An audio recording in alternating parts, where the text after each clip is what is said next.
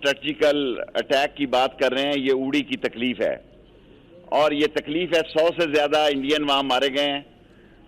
और ये तकलीफ पठानकोट में सिर्फ उनकी लाशें जो हैं 6 महीने तक नहीं दफनाई, और बम्बे में 1 साल तक नहीं दफनाई, उड़ी में 1 दिन दफनाई है।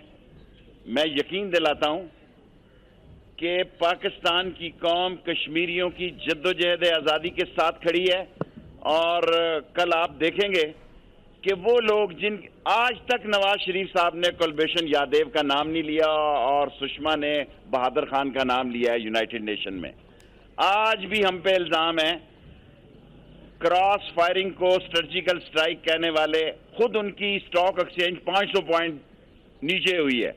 पाकिस्तान में कोई खौफ नहीं है, पाकिस्तान का बच्चा बच्चा पाक फौज और रहील शरीफ के साथ खड़ा है। अगर किसी ने हमला किया, न सरसों उगेगी, न मेहंदी लगेगी, न मंदिरों में घंटियां बजेंगी, न घास उगेगी। हमने फैसला कर लिया है, पाकिस्तान के साथ जिएंगे, पाकिस्तान के साथ मरेंगे।